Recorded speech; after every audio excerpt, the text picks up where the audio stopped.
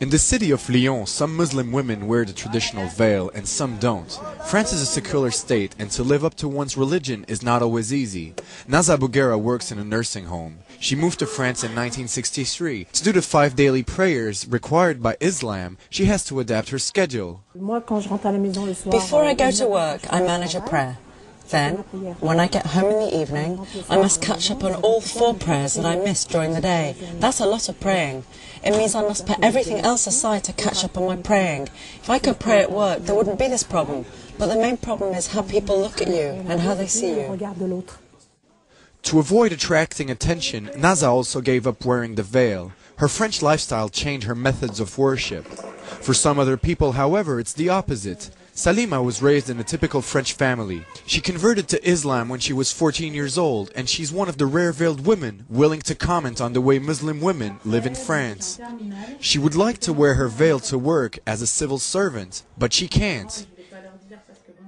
I think the law is quite restrictive, considering the fact that we live in a country that allows freedom of religion and all types of freedom. The law doesn't let us fully express our identity.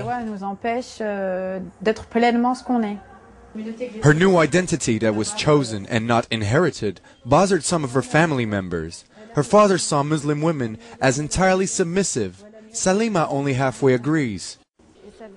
We are only ever submissive to God. We aren't under the command of a husband, a father or a brother, as some might think. There is a big difference in between culture and cult.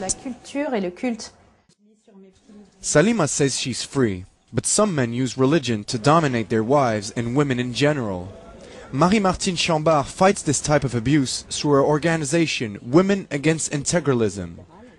There is a problem when discriminations occur.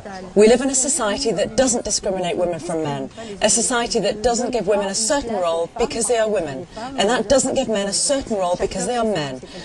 Each does what they can, depending on their competence and capacities. So there's a problem when women feel discriminated, and they want out. When someone assigns them a role they don't want, and we all know that leads to tragedy. In a never-ending compromise, Muslim women in France must find their way somewhere between French laws and their personal faith.